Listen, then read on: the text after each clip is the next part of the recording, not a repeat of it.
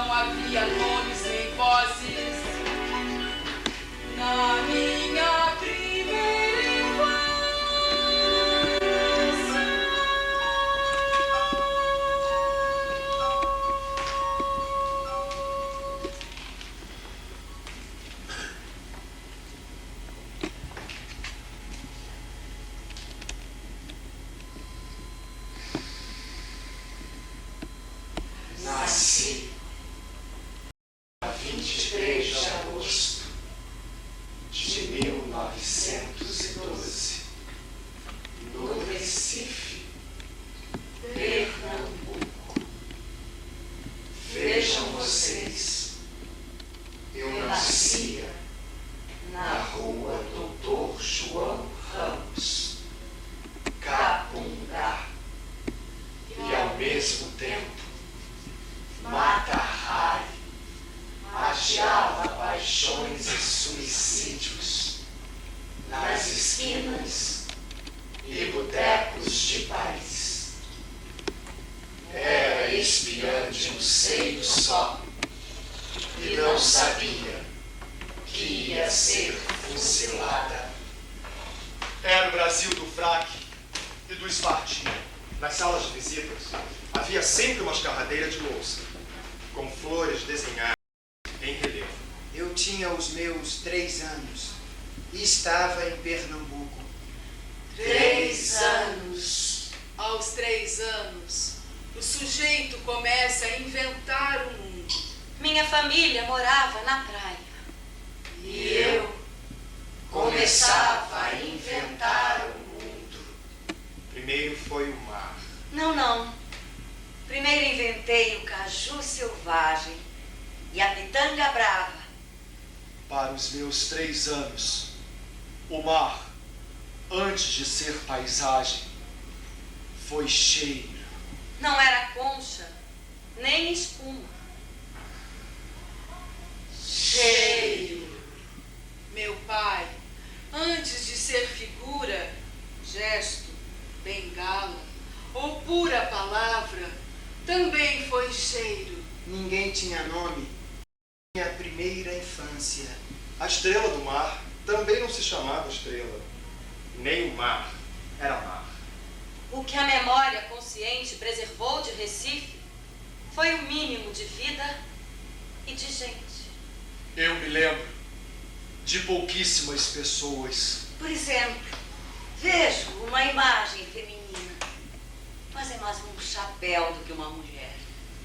Em 1913, mesmo meu pai e minha mãe pareciam não ter nada a ver com a vida real.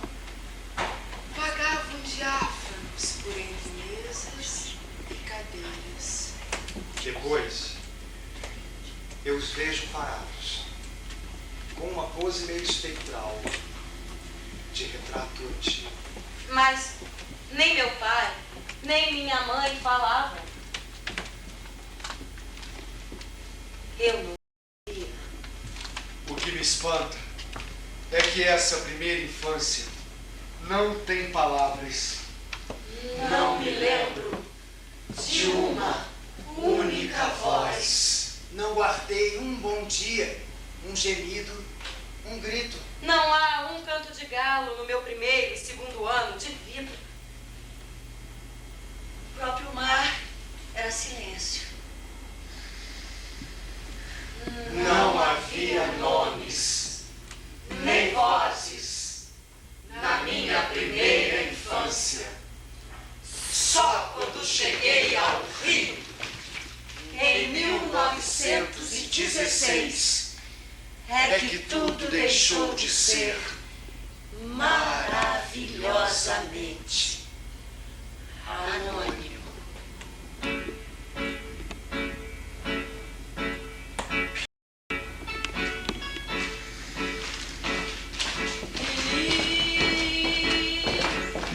Foi a minha primeira paixão divina.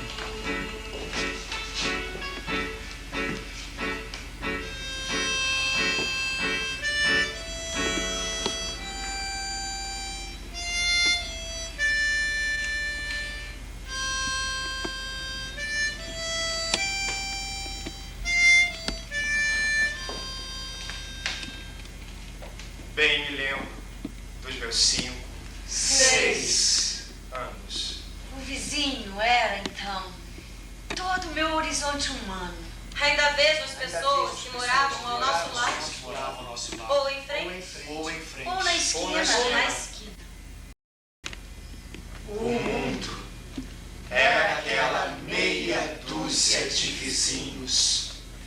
E justamente a Lili veio morar 2 Ou 3 casas. adiante da minha. Hoje, ninguém se chama Lili, Lili é um nome nostálgico. Obsoleto. espectral. Naquele tempo. Não. Em cada rua havia uma Lili. ou duas. Ou até 3. Havia um pó de arroz que se chamava Lili. Minto. Não era Lili? Era Ladi. Vó, Ladi. Também havia Odetes por toda parte. Ao passo que hoje somos um povo de poucas Odetes.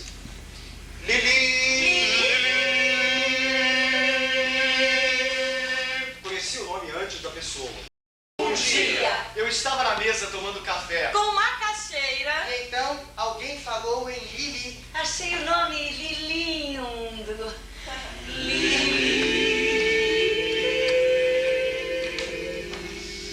Aquilo ficou gorjeando em mim. E Lili foi Exatamente. A minha primeira paixão de menino. Antes de vê-la, eu a amei. Achei O puro, nome, o puro. som. Era a primeira Lili da minha infância. Sentia que aquele nome insinuava um mistério. Ou mais do que isso. Um destino Fui varado por um sentimento de pena.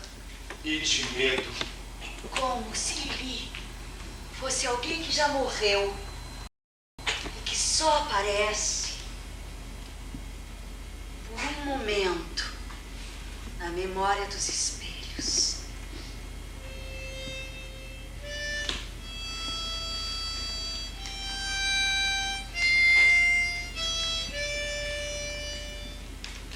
Até que uma manhã, Ou tarde. sei lá, eu a vi. E de repente, Lili deixou de ser apenas um som. Passava a ter um olhar. O perfil. Um gesto. E era gorda. E era gorda. E era gorda. E era gorda. E era gorda. Lili gorda. Hoje ninguém vê uma gorda sem lhe acrescentar um ponto de exclamação. Vivemos numa época tão sem busto. Tão sem quadris. Que ninguém entenderia a Lili de 1918. Os homens eram magros, tinham a face e o peito cavos. Mas a mulher podia ser gorda. Ou melhor, Devia ser gorda. a partir dos 14 anos, os quadris e os bustos explodiam. Simples adolescentes tinham os flancos tão pesados que precisavam se pôr de perfil para atravessar as portas. Lili era gorda em flor. A casa de Lili ficava no caminho da escola. Eu só me lembro da janela em que ela se debruçava. Perdida de sonho. Eu diria que em nossos dias a televisão matou a janela. Mas, como eu ia dizendo, Todas as manhãs. Passava eu com o meu livro. O meu caderno. Meu lápis. e a merenda.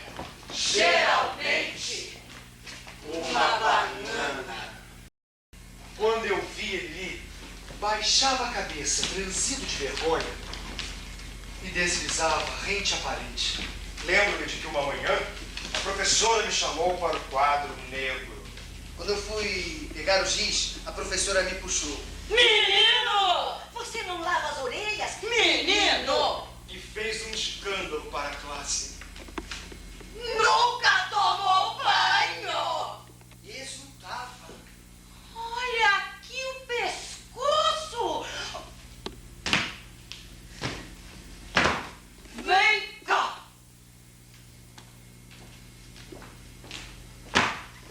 Deixa eu ver as unhas. Mostra! Anda.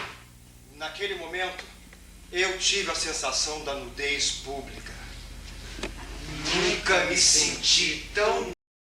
Se aparecer aqui outra vez de orelha suja, fica de castigo. Eu só pensava em Lili. Que alguém fosse lá dizer a Lili. Menino porco? Estou falando muito de mim mesmo. Mais alguns dias e começo a ouvir gritos. Gritos de mulher paravam a rua de ponta a ponta. Toda a vizinhança veio para a janela. E ouvi alguém dizer: É a Lili que está apanhando. A menina tinha um pai de amor de perdição. Sim, um pai de Camilo Castelo Branco. Minha mãe pergunta. Está sentindo alguma coisa? Está branco? Pouco depois, saí para a escola. E pela primeira vez, parei na calçada de Lili. O pai batia de cinto. Da rua ouvia-se o cinto na cara. A menina berrava. Não, papai, Velho, Processo. não! Engole o choro. Engole o choro. aquilo ficou em mim para sempre. Engole o choro. Eu Fascinado. não saía do lugar. E súbito, o velho parou de bater. Lili ficou gemendo. Baixo e doce. Papaizinho, papaizinho, papaizinho, papaizinho. E havia uma voluptuosidade triste no seu lamento. Só então, saí correndo para o colégio. Chego no colégio, a professora me chama. Deixa eu ver. Vem cá! Limpou as orelhas. E o pescoço? Tomou tomei banho, sim. Diga sim, senhora! Não tem educação! Sim, senhora. Mas ela ainda bufava. Precisa aprender a tomar banho! Passou. Fui para o meu banco. Até o fim da aula, teci toda uma fantasia fúnebre. Sonhava com a minha morte. Se eu morresse, Lili teria pena de mim. Amor por mim. Quando eu passei pela calçada de Lili, ela estava na janela e cantarolava. Cobre-me, cobre-me, cobre-me, cobre-me, cobre-me, que eu tenho frio. Claro que me escapava toda a insinuação erótica do verso. E namorando o som. Cobre-me, cobre-me, cobre-me, cobre-me, cobre-me, que eu tenho frio. Em casa, falavam da surra de Lili. Conheci então toda a história. Lili amava um rapaz do bairro. Paulinho! Varanda! Encantou-me esse nome bucólico. Ventilado. Paisagístico. Mas o pai não queria o namoro. Paulinho Varanda não seria pior, nem melhor do que ninguém, mas tinha um defeito hediondo para a época. Era tuberculoso. Era tuberculoso. Era tuberculoso. Estou vendo o Paulinho Varanda. Tinha a cara crivada de espinhas, como bexiga. Ficava horas na esquina. Estivesse pequena, na janela ou não. Quando estava resfriado, enrolava um lenço no pescoço. Ainda o ouço tossindo. E tinha na tosse o olho enorme asfixiado. Talvez Lili o amasse por isso mesmo. Pela tuberculose. E pelas espinhas. Devia morrer de ternura quando via torcer-se, retorcer-se em acessos medonhos. Um dia, na volta da escola, O Paulinho Varanda me segura. Quer ganhar um tostão? Quer? Está vendo aquela moça que está na janela? Vai lá e entrega isso. Deu-me um tostão e um bilhete. Numa felicidade total, corri. aquele moço mandou. Lili olhou rápido o bilhete e fugiu da janela. Até hoje eu não sei o que dizia o bilhete. Devia ser um apelo muito triste. Ou um adeus. Quem sabe? Só sei que de noite toda a rua começou a ouvir os gritos de Lili. Desta vez, não era surra. Eu soube depois que a menina adorava o pai. Dizia uma tia que fazia o serviço da casa. É Deus no céu e o Pai na terra. Nem se pense que os vizinhos tinham pena de Lili e raiva do pai. Absolutamente. Ou por outra, o único ódio da rua contra ele era o meu. O resto achava que o fulano estava absolutamente certo. Lembro-me de alguém dizendo lá em casa: Um pai tem que exemplar. O homem vinha para a calçada e não fazia segredo. Prefiro ver minha filha morta. Pausa. E continuava. Prefiro ver minha filha no caixão. Com tuberculoso não casa.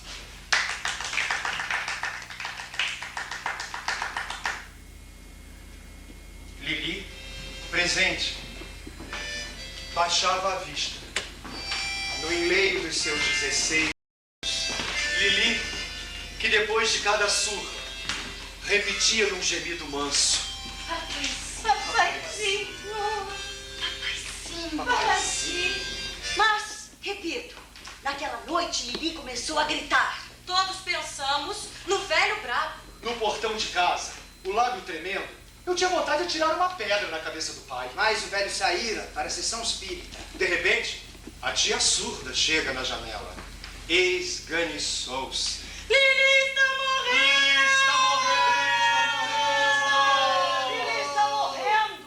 Foi por toda a rua um corre-corre. E quando os primeiros chegaram, a própria menina E rompia em fogo. Ensoparam o vestido em querosene, piscaram fósforo. E agora Ardia como uma estrela. viu o Paulinho e correu pra ele. Mas o rapaz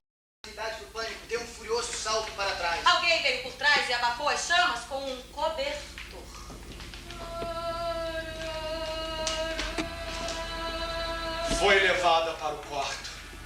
Do armazém, da farmácia, ligaram para assistência. Mas, quando a ambulância chegou, Estava morta. Eu me lembro do Paulinho Varanda.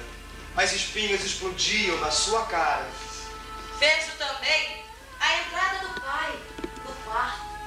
Posteriormente, toda a rua o chamou de forte, porque não teve uma lágrima.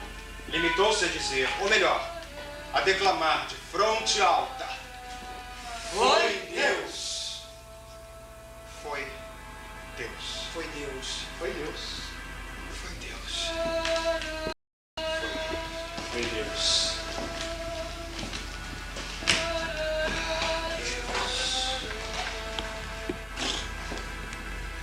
Na cama, a gordura escorria, varava o colchão e pingava no suave. A tia surda percebeu. E pôs uma bacia debaixo da cama. E por muito tempo, aquela goteira ficou tinindo na bacia. Lili foi minha primeira paixão. E morreu negra.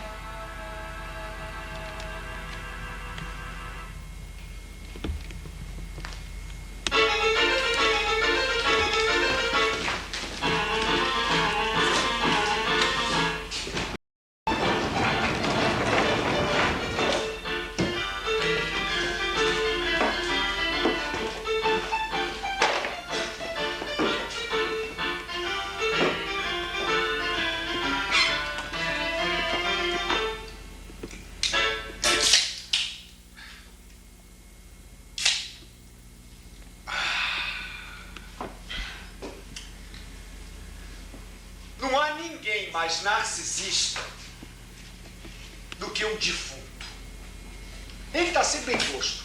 É circunspecto, solene e hierático. Eu me lembro do velório de um pastor protestante do meu bairro. Morava a 2 quadras lá de casa. De noite, desci do bonde e passei pela sua porta. Seria deselegante não entrar. Tomei coragem e fui cumprimentar a viúva e os parentes. E comigo entrou um bêbado, vejam vocês. O sujeito não conhecia ninguém ali, mas viu o ajuntamento e resolveu espiar. Então aconteceu essa coisa inédita e abominável. Ao ver o defunto de gravatinha borboleta, gravatinha borboleta, o pau d'água começou a rir. E continuou rindo, num crescendo pavoroso. Suas gargalhadas iam de uma esquina a outra e atravessavam a noite. Imediatamente, cães da vizinhança responderam. E esse alarido canino se propagou de quintal em quintal, acordando os galos, que por sua vez começaram a cantar fora de hora. Os terrenos baldios, faunos e vampiros também esganiçavam um riso torpe. E só o morto, com a sua gravatinha borboleta, permaneceu incomovível. O defunto não alterou em nada a sua correção atroz de mordomo de filme policial.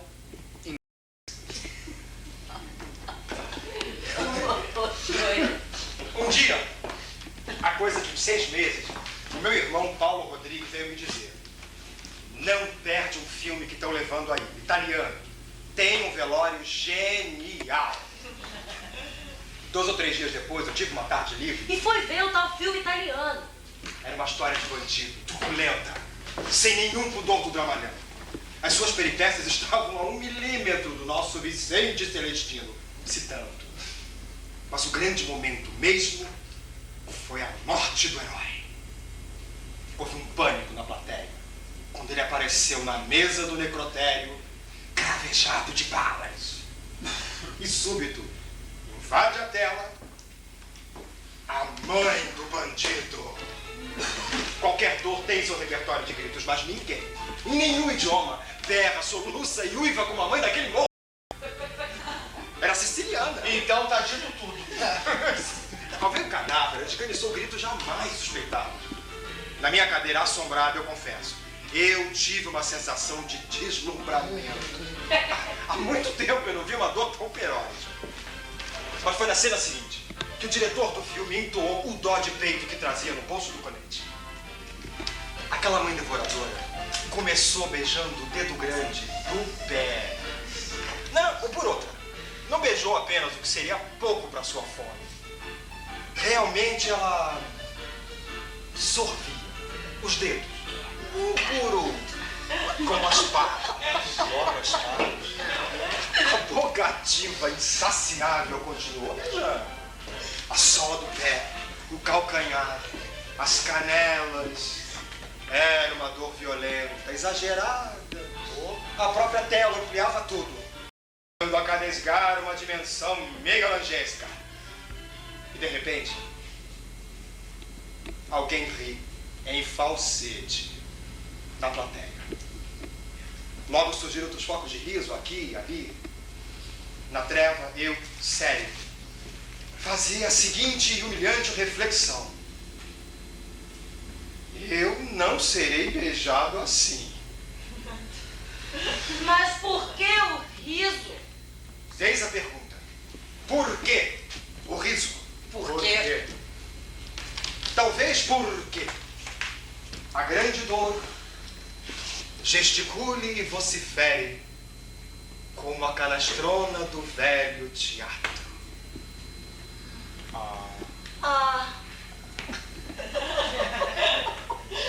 Pois desde criança que eu tenho um fascínio por qualquer dor, inclusive as físicas. Por isso os velórios sempre me fascinaram tanto. O velório é um longo espetáculo de dor em 25 atos.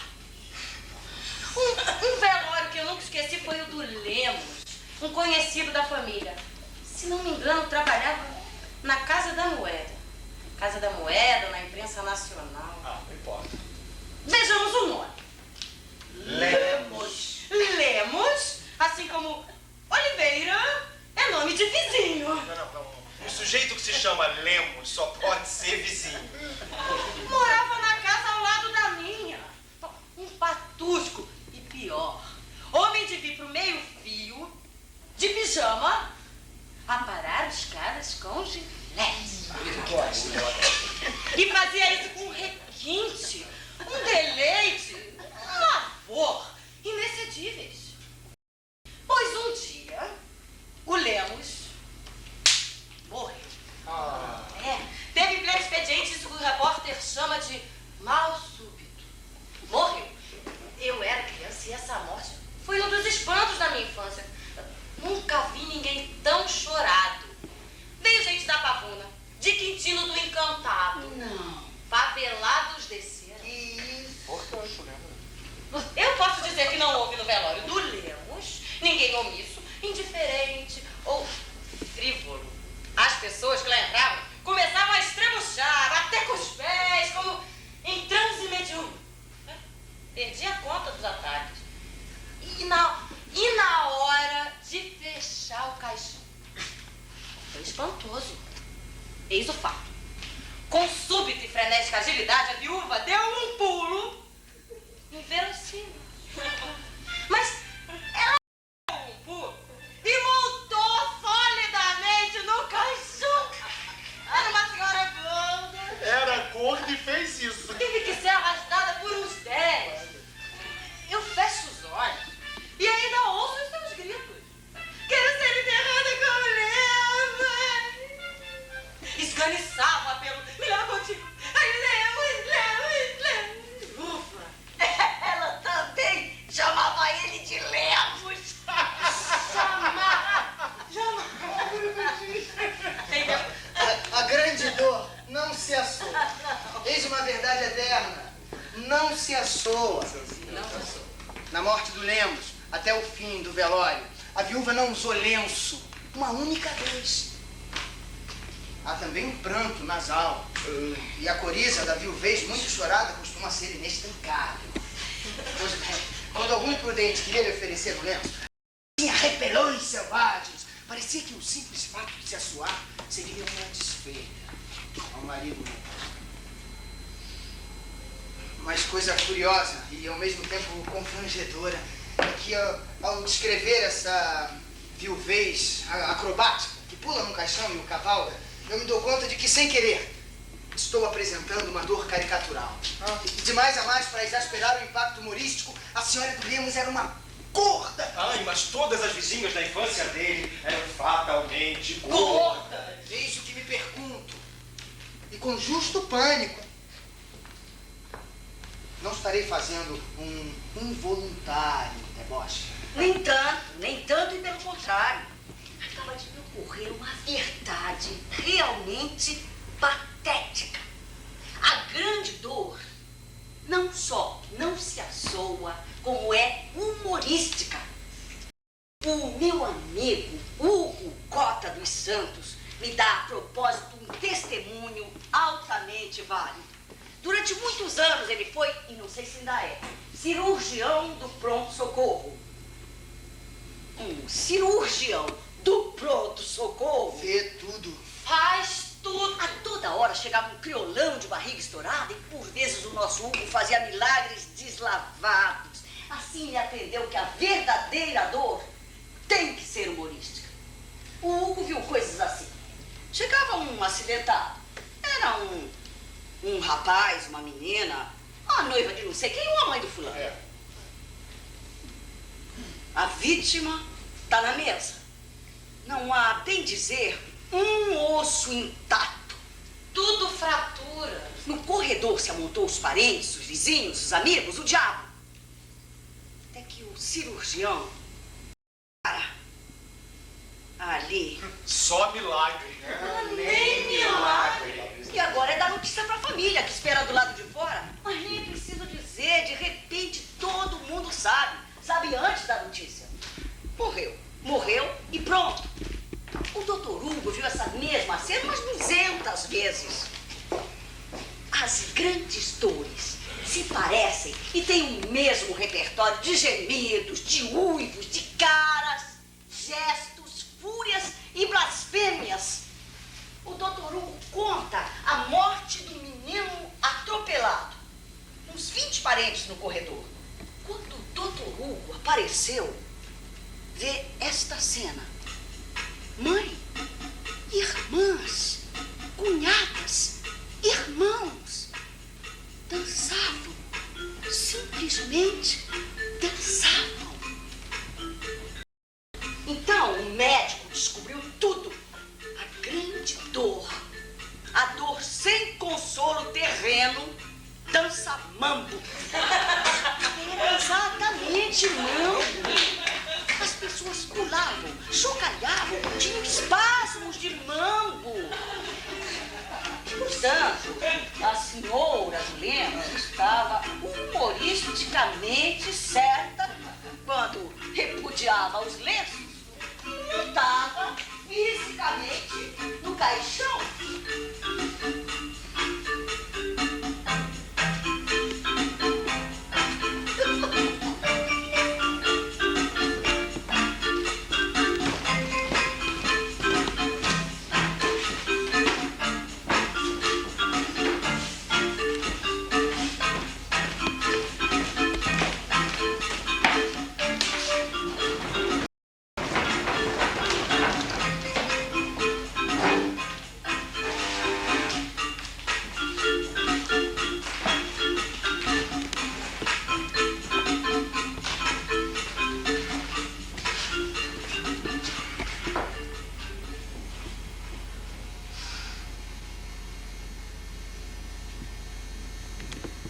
Volto aos meus 4 anos.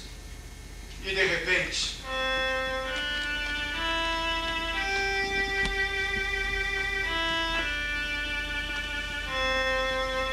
os cegos aparecem. Ou por outra. Antes dos cegos vi uma menina, de pé no chão. A menina corre. Atravessa a rua. E vai beijar a mão de um padre. Durante toda a minha infância na Rua Alegre, havia sempre um padre. E sempre uma menina para beijar a mão. Mas, como eu ia dizendo, a pequena, dos seus 7 anos, voltou para a calçada de cá. A batina continuou e sumiu. lá adiante. Na primeira esquina. Depois que o padre dobrou a esquina,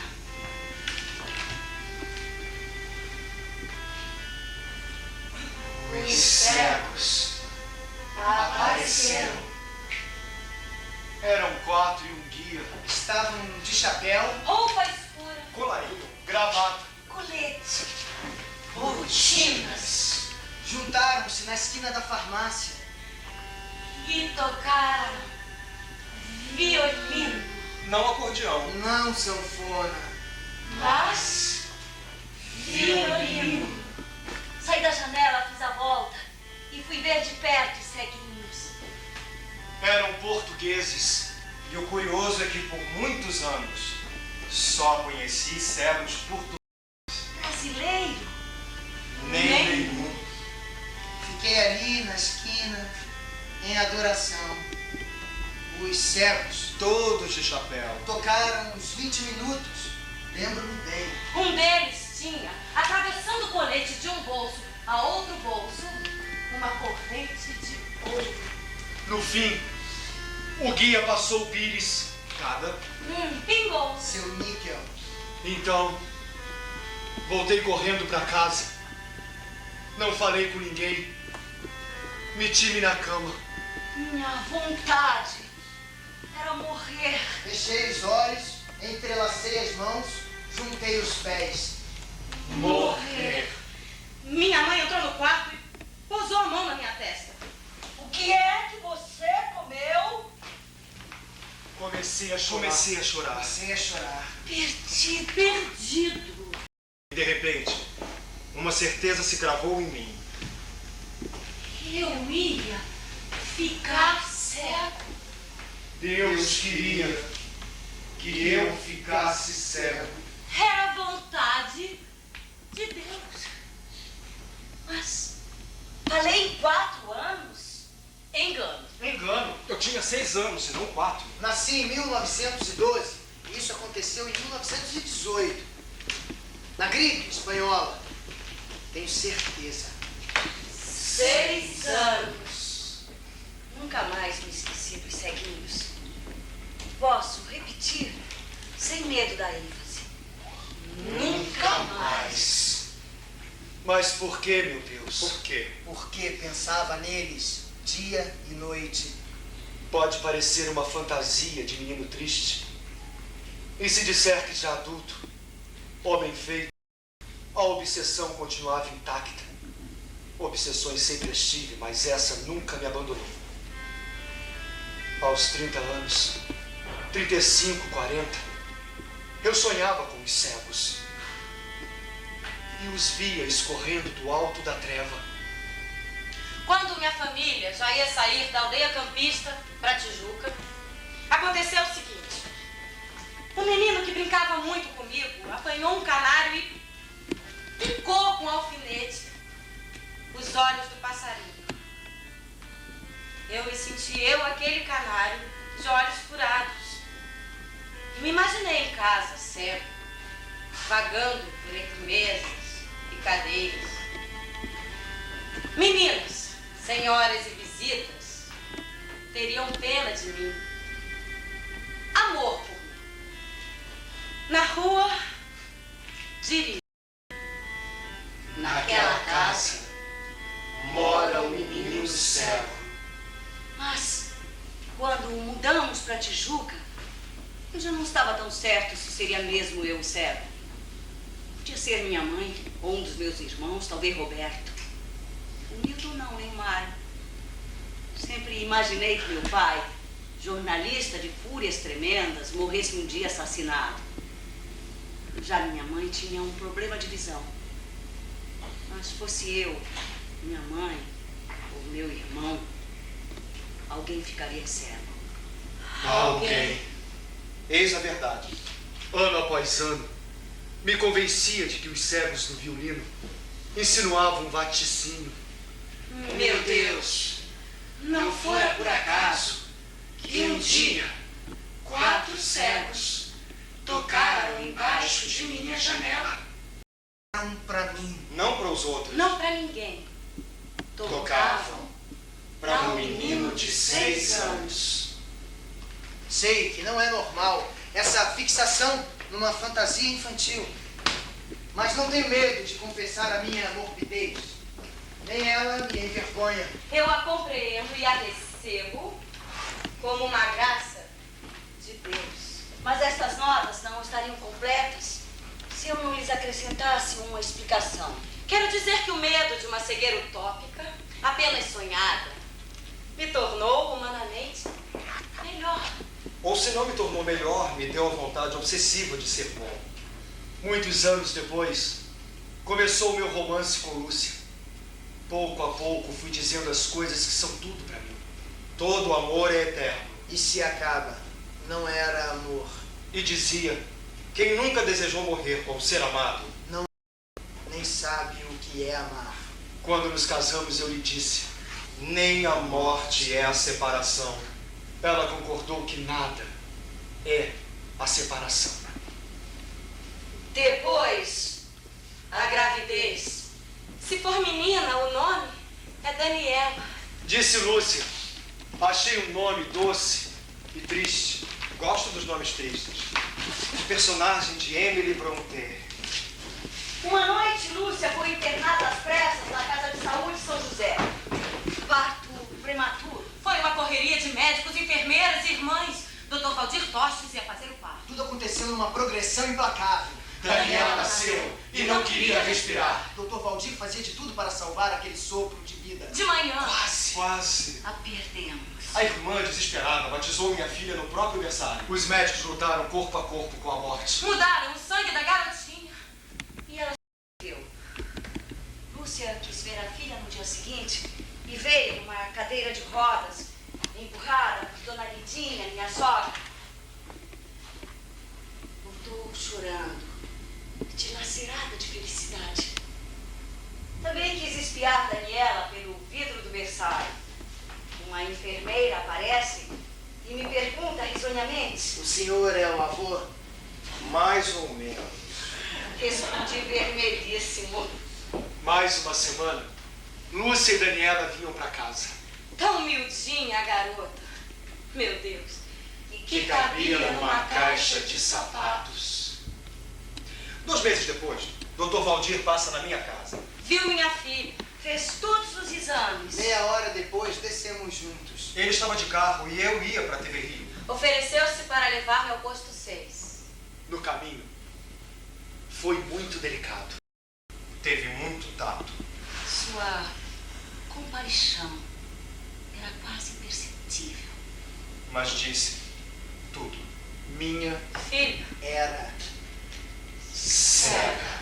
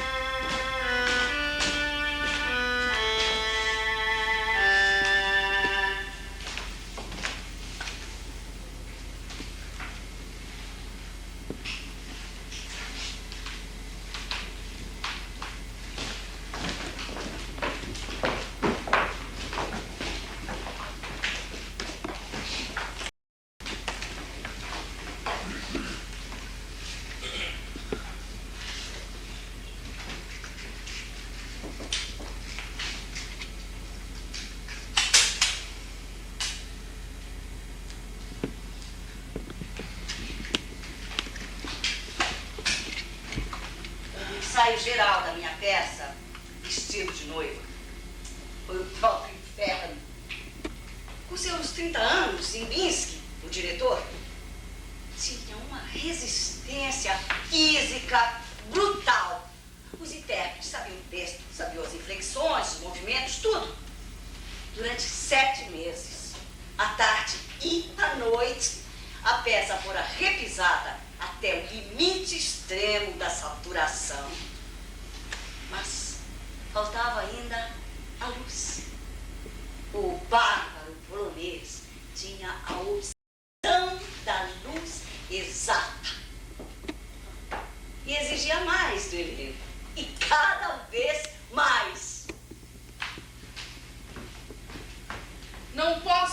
escapar da luz sem lhe acrescentar um ponto de exclamação. Em 1943, o nosso teatro não era iluminado artisticamente. Pendurava-se no palco uma lâmpada de sala de visitas, só. E a luz fixa, imutável e burríssima. Nada tinha a ver com os textos e com os sonhos da carne, da alma. Ziembinski era o primeiro entre nós a iluminar poética e dramaticamente uma peça. Estou vendo a Laíde ao aparecer pela primeira vez de noiva. Quem a fazia era Evangelina Guine Rocha Miranda. Ficamos atônitos de beleza. Dentro da luz era um maravilhoso e diáfano pavão branco. Sem jamais sair do teatro, Ziembinski nem comia. Ou por outra, seu almoço ou jantar eram 2 ovos quentes num copo. Tomava aquilo por vezes as gemas, corria-lhe da boca como baba amarela. Ninguém faz ideia da paciência e martírio do elenco. A 27 de dezembro de 1943, véspera da estreia, atrizes e atores tinham em cada olho um halo negro. Alguém que de repente entrasse ali havia de imaginar que o elenco levava olheiras de rolha queimada. Meia-noite e todos presentes. Súbito um dos figurantes começou a chorar e chorava perdidamente. Perguntava: Mas o que é isso? Não faça isso. E ele num gemido maior. Não aguento mais, não aguento mais. Delirava de cansaço. Com efeito, a exaustão enfurecia e desumanizava as pessoas. Os artistas passavam a se detestar uns aos outros. Por fim, às 5 da manhã, houve entre Ziembinski e Carlos Perrin, o dono da companhia, um bate-boca quase homicida. Não me lembro qual foi o motivo. Nem sei se houve motivo. Vejo Ziembinski saindo do teatro, jurando que não voltaria para o espetáculo. Quando subi ao palco, estava certo de que não ia haver estreia. Não ia haver nada.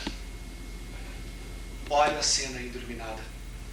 Vestido de noiva, ia perder-se no puro e irresponsável caos. Dentro da luz, cadeiras, sofás, camas pareciam boiar no caos. As caras eram azuladas, lunares. A caminho de casa, uma súbita certeza instalou-se em mim. Vestido de noiva, vai ser vaiada. O cenário, ou território cênico, como queria Ziembinski, estava dividido em 3 planos. Em cima, realidade, embaixo, memória e alucinação. Ai, o meu processo de ações simultâneas em tempos diferentes não tinha função no Brasil. O nosso teatro era ainda Leopoldo Freud. Sim, ainda usava o colete, as polainas e o sotaque lisboeta de Leopoldo Freud. E ninguém perdoaria a disfarçatez de uma tragédia sem linguagem nobre. Ao entrar em casa, eu não acreditava mais em mim. E me perguntava inconsolável: mas como é que eu fui meter gíria numa tragédia? Dormi pouco. O almoço corri para a cidade.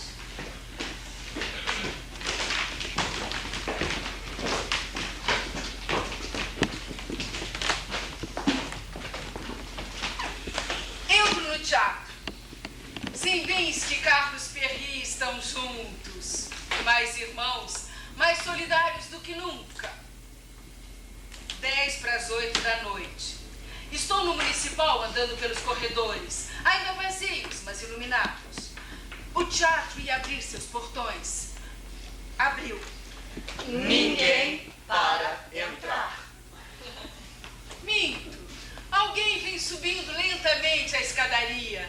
Crispei-me ao reconhecê-lo e numa emoção tão doce e tão funda. Era Manuel Bandeira. Vim para ele transido de felicidade. Ah, Bandeira! Grande figura! Grande figura! Mas o público começou a entrar. Despedi-me de Manuel Bandeira e ele ainda me perguntou. Animado? Rangi os dentes de pavor. Mais ou menos. No terceiro sinal, alguém veio me soprar. A melhor plateia do Brasil. E começou a peça. Numa pusilanimidade total, fiquei no fundo de um camarote arriado. Plateia, balcões nobres, frisas, camarotes Lotados. Eu não via nada, nem queria ver nada. Muitas vezes tapava os ouvidos, doente de medo. Mas o pior de tudo foi o silêncio do público durante todo o primeiro ato. Ninguém ria, ninguém tossia. E havia qualquer coisa de apavorante naquela presença numerosa e muda. Termina o ato. 3 palmas se tanto, ou 4. Ou 5. No máximo, gelado, imaginei que seriam palmas das minhas irmãs, dos meus irmãos. Continuei no fundo do camarote, cravado na cadeira. Repetia pra mim mesmo: Fracasso, fracasso, fracasso. termina o segundo ato. Menos palmas ainda. Imagina, até minhas irmãs têm vergonha de me aplaudir.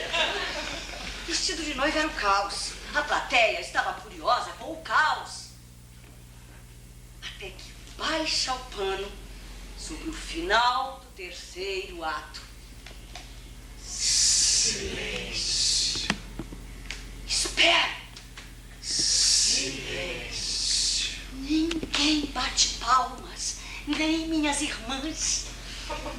Atônito, pensei em Roberto Marinho, que estava no camarote ao lado. Devia estar me achando uma besta. E de repente começaram palmas, escassas e esparsas. Um aplaudia aqui, outro ali, um terceiro mais adiante. Atracado à cadeira, senti-me perdido. Mas via a progressão, focos de palmas em vários pontos da plateia. E súbito todos acordaram de seu espanto. Ergue-se o uivo unânime. Os aplausos subiam até a cúpula e multiplicavam as cintilações do lustre. Os artistas iam e voltavam, porteiros levavam cordéis, veio Zimbins que arrastado, de mangas arregaçadas, com o suor do gênio pingando da fronte alta. E súbito uma voz se esganiça. O autor! O autor! E não foi só uma voz. Muitos outros, inclusive mulheres, pediam, exigiam o autor. Minha irmã Helena veio me buscar no fundo do camarote. Eu que me esvaía em suor, gemi. Não! E ela, crispada de vontade, arrancou-me da cadeira. Lívido, apareci na varanda do camarote e pensei: Roberto Marinho deve estar impressionado. Eu esperava que a plateia se voltasse pra mim e todos gritassem ele! Ele!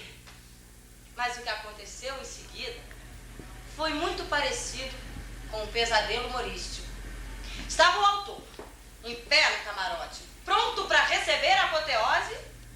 Ninguém me olhava. Ninguém. Era como se eu não existisse. Simplesmente não existisse. A plateia exigiu o autor, mas virada pro palco e de costas pra mim. Senti como se fosse um puro espírito que vaga, invisível e inaudível por entre os vivos. Deu-me a vontade furiosa de gritar. Sou eu! Sou eu! Por todo um minuto sem fim, fui excluído da apoteose e me senti um marginal da própria glória. Quando saí do camarote, o primeiro a me abraçar radiante foi Roberto Marinho e disse: Formidável! uma senhora ia na minha frente e dizia com uma graça lânguida e nostálgica: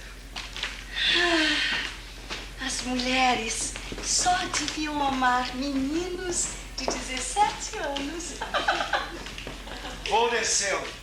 No meio da escadaria, um velho me abraça, de estrêmulo. não perdi um enterro de sua família. Embaixo sou envolvido, abraçado, quase raptado. Alguém ciciou no meu ouvido. Genial! Isso dito baixinho, como se fosse uma obscenidade.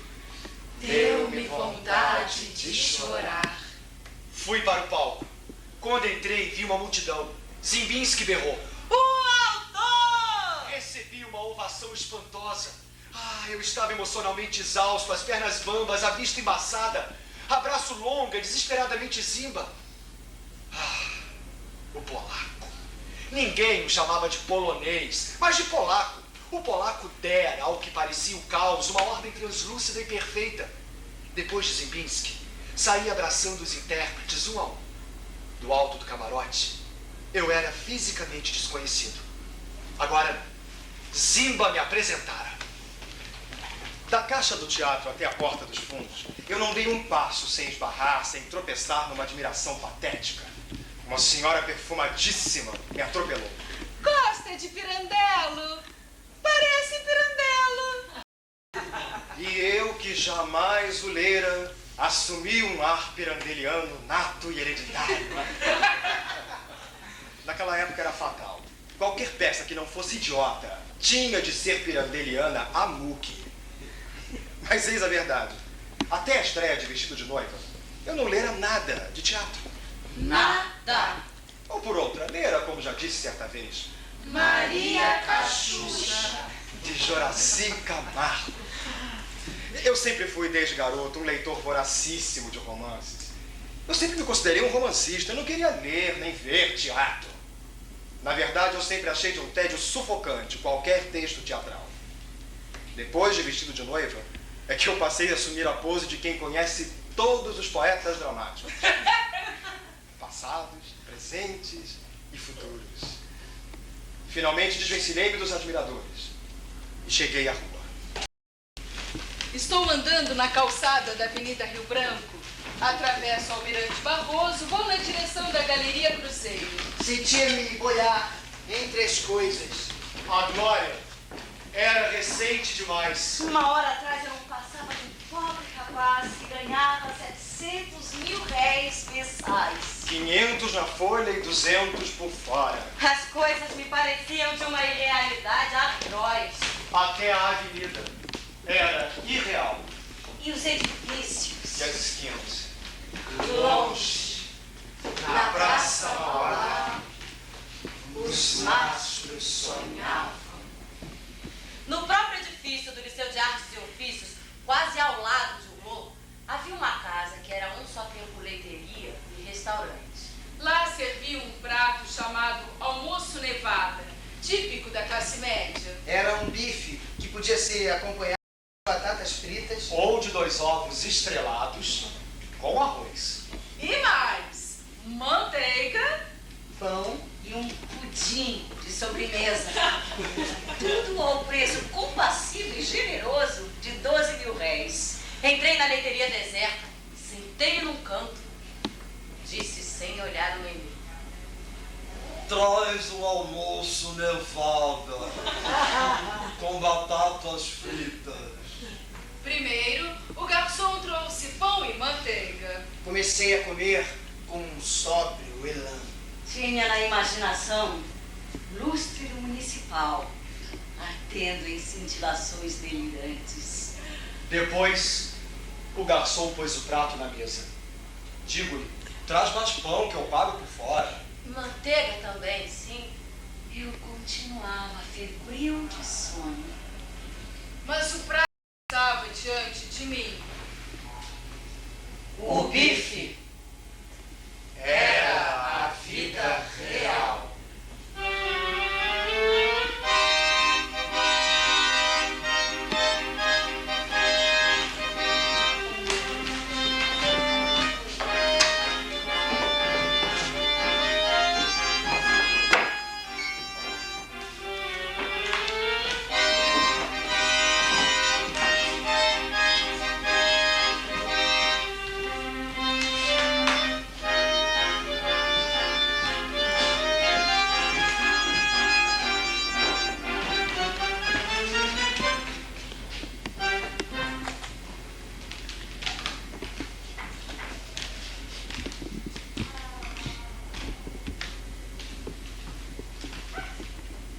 Qualquer um tem seus íntimos pântanos. Sim, pântanos adormecidos.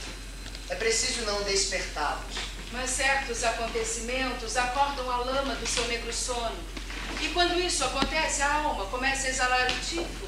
a malária e a paisagem apodrece. Sou, acima de tudo, um Pierrot de subúrbio. Um Pierrot de velhos carnavais. A causa de todas as doenças, sejam físicas, sejam psíquicas, é a impotência de sentimento. Desde o câncer no seio até a brotoeja, tudo é falta de amor. O Brasil precisa ser feito e nós não o fazemos. Não ando em comissão, não assino manifestos, não entro em maiorias e não participo de unanimidades. Toda a minha ação e minha obra são estritamente pessoais e individuais. Se há um brasileiro maníaco pela pureza, este brasileiro sou eu. As senhoras me dizem, eu queria que os seus personagens fossem como todo mundo. E não ocorre a ninguém que meus personagens são como todo mundo. Daí a repulsa que provoca. Ninguém gosta de ver no palco suas íntimas chagas, suas inconfessas abjeções. Digo que sou reacionário e as pessoas acreditam. Será que vou ter que pôr uma placa explicando? Isto é uma piada. O que eu sou profundamente é um libertário. Não gosto de minha voz. Eu a tenho sob protesto. Há entre mim e minha voz uma incompatibilidade irreversível. Falo e não digo essencial. No Brasil, Quem não é canalha na véspera, É canalha no dia seguinte. o outro lado está certo. O mineiro só é solidário no câncer. quando começou o cinema, houve um vaticínio mundial. O teatro vai morrer. E mais tarde surgiu a televisão. Imediatamente outros profetas anunciaram também que a televisão era o fim do teatro. Vejam como o teatro sobrevive de mortes e ressurreições. De vez em quando, vem alguém passar-lhe o atestado de óbito. Mas o teatro está vivo. O teatro é um cadáver, salubérrimo. A cara do marido pode influir no adultério. A cara, ou a obesidade, ou as pernas curtas, ou a papada, ou a salivação muito intensa. Lembro-me de uma senhora que traiu o marido. Quando lhe perguntaram por quê, ela alçou a fronte e respondeu, crispada de ressentimento: sua nas mãos. Toda família tem um momento em que começa a apodrecer. Pode ser a família mais digna, mais decente do mundo. Lá um dia aparece um tio pederasta, uma irmã lésbica, um pai ladrão, um cunhado louco. Tudo ao mesmo tempo. É óbvia a impossibilidade. Ou o ator representa ou é inteligente. Se representa, não pode ser inteligente. Em 1935, uma das nossas atrizes e das mais ilustres perguntava: automóvel para andar precisa de gasolina? Respondi-lhe com um descaro total: não. E a atriz, tirando um piano de cima da consciência: logo vi. Temos a ingenuidade de esperar de certos seres um comportamento normal. Acontece que muitas vezes o santo, o gênio, o herói, a mulher bonita ou o craque podem ter reações surpreendentes. Por exemplo, Marilyn Monroe matou-se, enquanto milhões de buchos em todo o mundo estão felicíssimos. Perguntado se a mulher gosta de carinho, respondi: pelo contrário, a mulher gosta de apanhar. Com divertido horror, perguntou-me Hebe Camargo: todas? E eu: não, nem todas, só as normais, as neuróticas reagem. Foi um sucesso, o estúdio, o auditório, em casa os telespectadores explodiram de gargalhada só. Ainda hoje encontro na rua senhoras e mocinhas que me dizem deliciadas: o senhor tem razão. Claro que não houve unanimidade. Recebi cartas de ouvintes extraordinários. Eram as neuróticas, porque as normais acharam uma graça infinita. Sou reacionário. Minha reação é contra tudo que não presta. Ou a mulher é fria, ou morte. Sem dentada não há amor possível.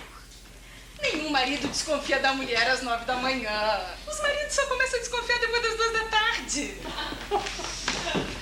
Invejo a burrice, porque é eterna.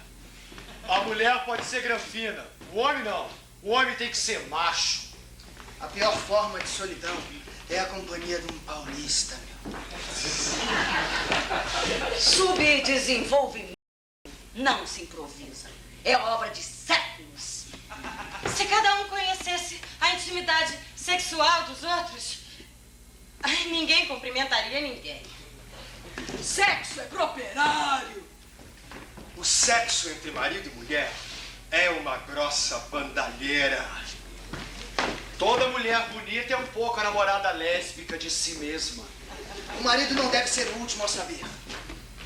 O marido não deve saber nunca. O povo É débil mental. Digo isso sem o menor constrangimento.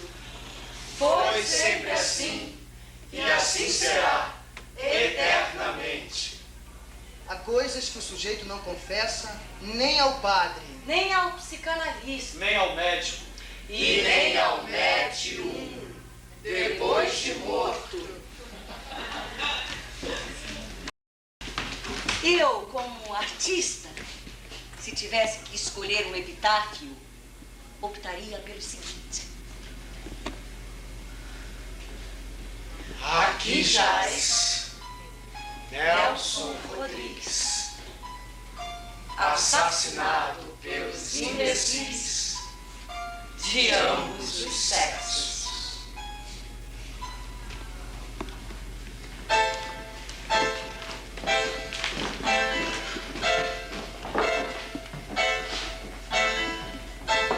Sou um menino,